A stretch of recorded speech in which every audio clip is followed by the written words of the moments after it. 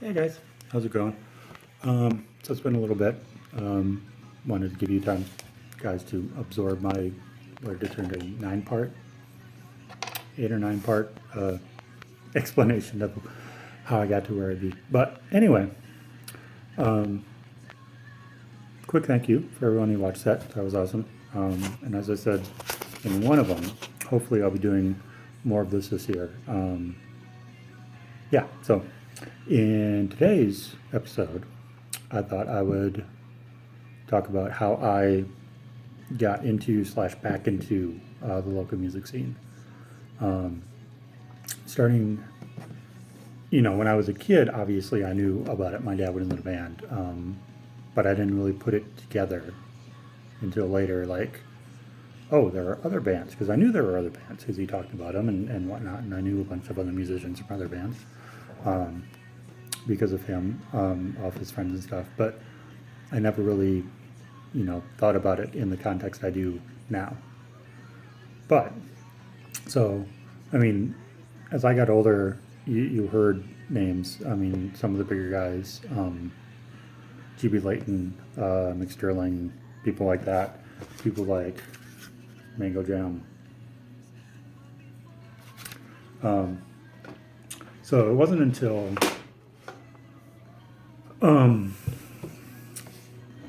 later high school. Oh, I got right. That's weird. High school, and a little bit after that, that I started seeing some of these bands at some of these festivals like Cedar Fest and whatnot. I think I probably showed these before, but obviously many of them like Driving Millions, who I don't think is around anymore, but they are awesome. If you can find this album or anything by them, pick it up. I shared on Facebook. I found a short documentary about them on YouTube, and I shared that on Facebook because I just thought that was really cool because they're an awesome band and everybody should check them out. Bands like With, who, as I said, their singer opened up the first New Type Thing show, which is cool. So obviously playing in a Stupid Jerk, once I joined Stupid Jerk and we started doing the new band nights, obviously we were playing with all the local bands. But again, it didn't really register like something I should go out and check out, and I don't know why. I wish I would have done more. That is my one kind of regret, is that I didn't go out to the clubs more, whatnot, in my early 20s. I should have done that. But anyway, so you have a band like Juggernaut, and this is the only album I know of that they put out. And I saw them open for someone. I don't remember who. It was probably at the Mirage. For those that remember the Mirage. So I saw them twice. I saw them opening for somebody. And again, I wish I could remember who that was. Damn it. Went out to Cheapo, found the album, got the album. It's a great album. It really is. It's well performed, well produced. And then I saw them again at Mirage, headlining a show, and again I don't remember who opened that show.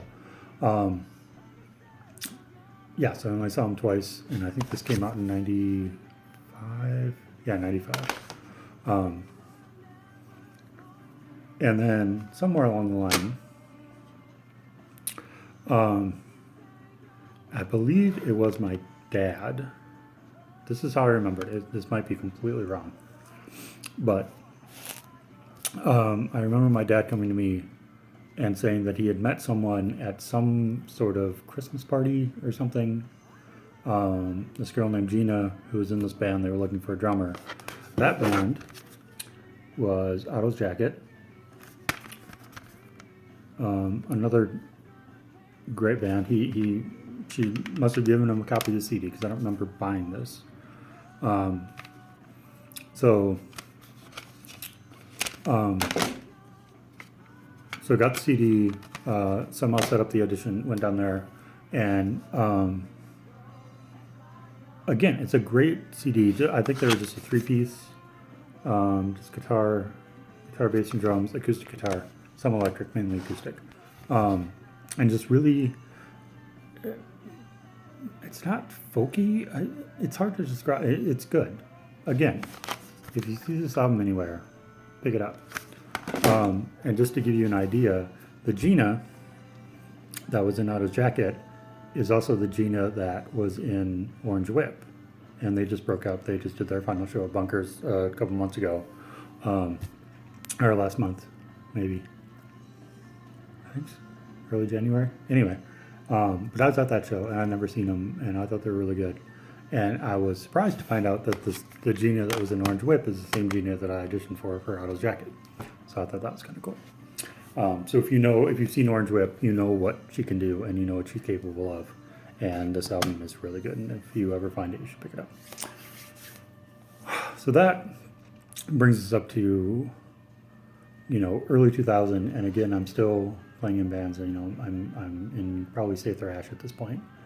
And again, we did at least one show at the Terminal with one other band who I think were from Wisconsin. And then I just kind of dropped out of the scene for a while, which again, I'm kind of sad about, but, can't look back. No regrets, kids. So then that brings us to 2015.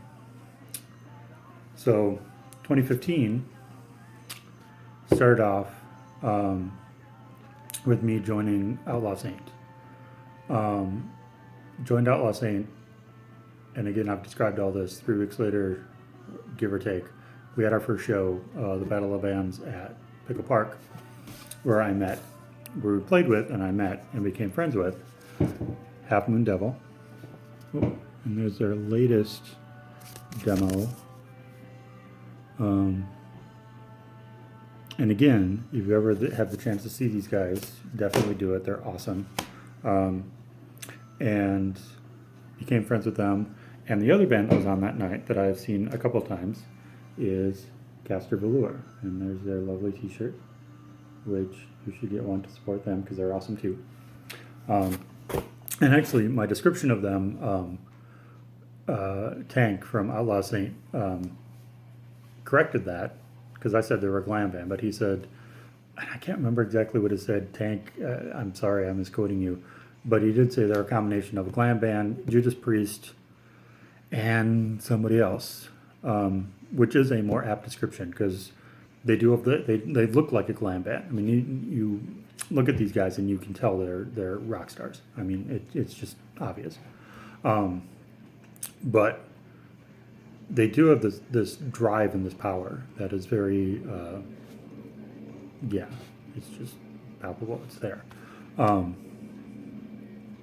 So, and another quick side note, in meeting these guys, Half Moon Devil, saw them a couple times. One of the times I saw them, and this is one show that Garage Orphans did that I can't believe I forgot to mention, because it was such a cool opportunity. We went and saw them, and they were playing at Lee's Liquor Lounge with another band called Astrobeard, who I'd never heard of. But I heard Astrobeard, and I was impressed by them. I'm like, yeah, I like these guys. These guys are all right. Went home, I think downloaded the album from Bandcamp. And of course they sent her a note, thank you for buying the album. And I'm like, yeah, no problem. Started following them on Facebook. And then I was putting together a show with astronauts at the Terminal, and we wanted to play with other bands. I don't remember why exactly we wanted to play with other bands, but we might as well. And somehow I think I had gotten the date, so I was kind of in charge of booking it. So I basically contacted every band I knew at that point, which wasn't that many, which was only about 6. But 3 of them got back to me, and one of them, one of the people I asked was Astrobeard. They were unable to do it, but that kind of put me on their radar, and Orphans on their radar. And then, however long it was later, a couple months or whatever, Eric from Astrobeard contacted me and said, hey, would you guys be interested in opening our CD release show at Amsterdam. And we were like, yeah, I think that would be a good idea. So sight unseen, as far as I know, they had never heard us. I know they had never seen us. They may have seen some of the videos we posted. But basically sight unseen, they decided to have us open their CD release show, which I thought was pretty fucking cool. Funny little side story about that is, we get there, because we assume, two bands were splitting the night, we're playing for 90 minutes. So we're backstage, and first place we played that actually had an actual backstage, like lounge. Really cool place, the Amsterdam. So we're talking to the guys, all really nice guys too. And they were saying, how long is your set? And we were like, oh, it's like, hour 20, hour 25, something like that. And he's like, oh no, you guys are playing for an hour. And we're like, okay.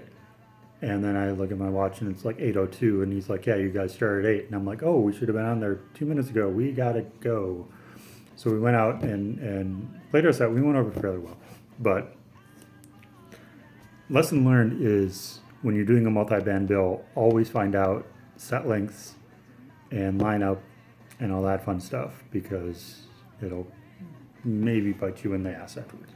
Anyway,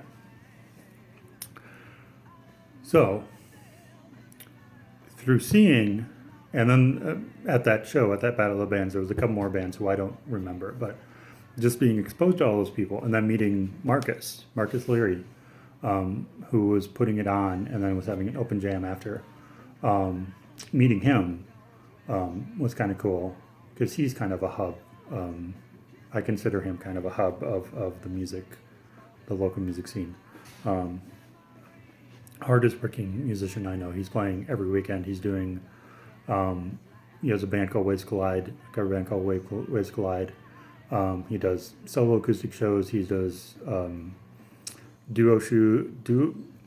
two-person shows, duo shows, with either him and his other guitar player, or sometimes him and his drummer, just doing some percussion. I thought he had an original band at one point called Detour, was it? And he was, depending on when he sees us, the lead singer for the Tool tribute band 10,000 Days. But they're doing their last show with him, not this coming up weekend, but the next weekend. And he's been doing that for a while. So one of the hardest working guys I know, always trying to get open jams going around the city. But again, one of the nicest guys you'll ever meet. His current open jam, I believe, is at Ziggy's, which is in Stillwater. I think it's Tuesday nights. I want to say it's Tuesday nights. Tuesday or Wednesday nights. But he, brings in a guitar amp and a bass amp and a drum kit, and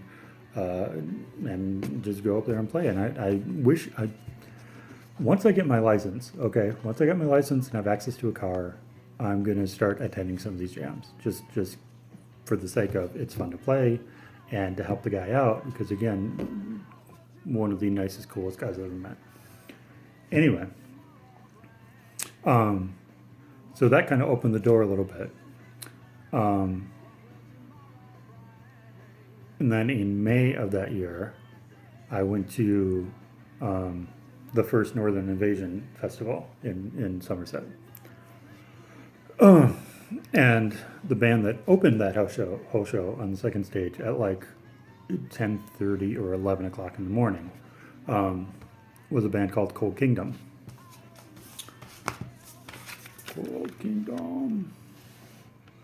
And they were on stage, and they were talking about how, they were just a local Minneapolis band who had won a talent show. So the two things that happened in my mind there was, one, because I was in Smudge at the time, and first it was like, okay, I know what we're going to strive for next year, because I'd really want to, do what they did and play on that stage and blah, blah, blah. And the fact that, there's a local hard rock band who's actually really, really freaking good. I mean, they really blew me away. And again, shortly after I went home and I ordered the album, and I've seen them, probably half a dozen times since then, and they're just killer. They just absolutely kill it. But through seeing them, all the bands that they played with, I get introduced to bands like, you know, Late Night Fights and Arrows at Dawn and Meridian Incident and the Zealots and Early June, and I don't even know who else. I'm trying to look at my walls and see who else they played with, but just a whole crap load of bands. They're all really, really good.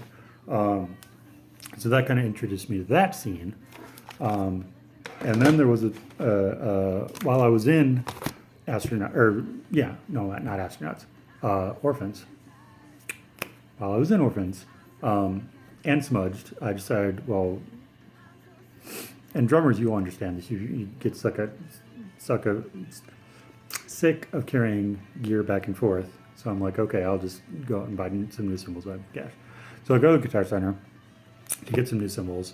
I'm waiting on this guy named Skylar. And as anybody who's ever gone to a Guitar Center knows, you just start talking about, you know, hey, what are you looking for? Are you in a band? What band are you in? Blah, blah, blah. So we had that conversation.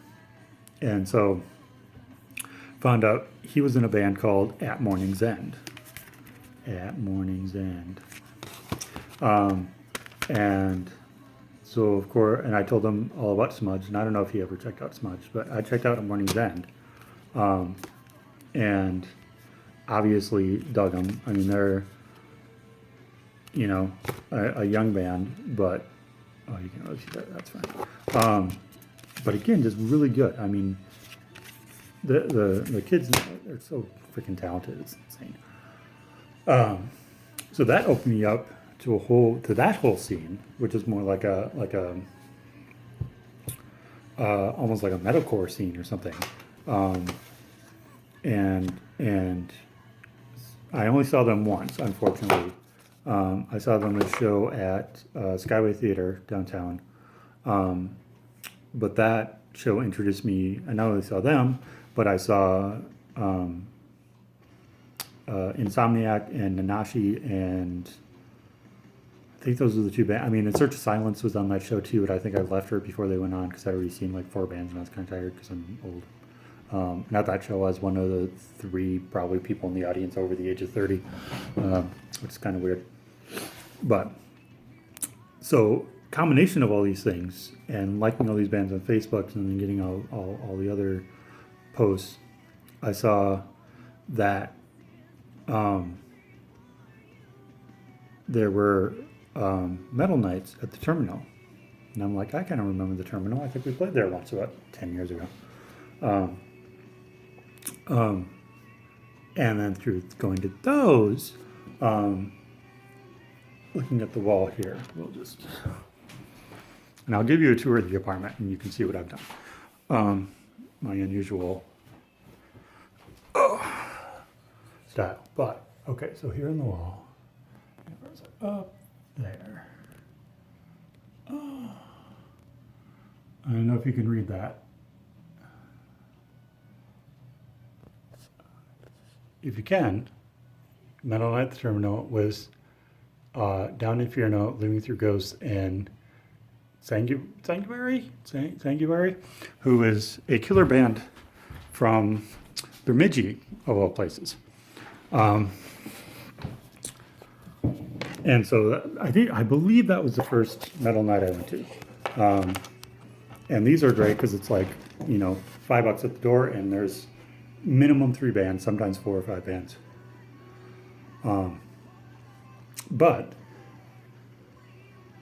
And it's great because you have Sanguinary, and I'm probably not pronouncing that correctly, and I apologize, or more of like a thrash band. You have Living Through Ghosts, who are like a black metal band, and they unfortunately are broken up. And then you have Down Inferno, who are like a straight up death metal band. So you already have, you know, the variety. And one of the things I noticed when I saw Down Inferno is that their guitar player, a guy who I would later meet and become friends with, a guy named Juan Carlos, he was wearing a Blood War shirt. And the next one I went to was, looking at the poster now, all death metal bands actually. Glutton for Punishment, Blood War, and Towering Abomination. But so I see Blood War, and it's the same guy, and I'm like, oh, okay, he's in two bands. Gotcha. So I mean, that's how the scene works. It's all who you know and you're connected, and blah blah blah. So with that, I just started absorbing it, and I just started to go to, try to go to as many shows as I possibly could. You know, basically anytime Half Moon Devil was playing, I went and saw them. And it was seeing them who introduced me to people like when I saw them at Whiskey Junction before Whiskey Junction closed. They were on the bill with the Bad Man, and I really like the Bad Men. They're awesome. You should check them out too. I'll go into all these guys later, but yeah, it's and then the more you see, the more bands you're introduced, and then you go see them, and then you're introduced to more bands, and that's the way it works. And I wish I would have done this 20 years ago, but I didn't. And the other two CDs they pulled was Hot Rod Radio, who are now good friends of mine, and they're coming out with a new album. Hopefully it'll be out this year. Looking forward to that because they're good guys and very good band. And they were on that show I was talking about, the 4-band show at the Terminal, which still seems crazy, even though I know they've done more than 4 bands. Organizing something like that is kind of crazy. I probably shouldn't have done it. So it was Garage Orphans, it was Hot Rod Radio, it was another cover band called Vinyl Recliner. Very good. If you have a chance to go see them, go see them. They're very good. And then the 4th band were these guys, Kitty Kitty Bang Bang. And this is their first release. And it's good. I mean, it's an all-female kind of poppy punk, slightly experimental kind of thing, and it's really cool. And they're good people, and yeah, and it's all local, and you should go see all of that. You should go see all of that. So, is there anything else without going into specific bands? I don't think so. So hopefully next time we talk, I can start going into more specific bands and talking about all that. Yeah, I think that's it. And for anyone who's interested, who has not seen Off-Duty Astronauts, our next show is April 7th at the Driftwood in South Minneapolis, like 44th, 46th and Nicollet. Interesting little place. But it's us, this band called Inner Toil, and Omission Republic. Like $5 at the door, Saturday night. You should come check it out. So I think that's it. I think that's it for now. We will talk to you later. Good night.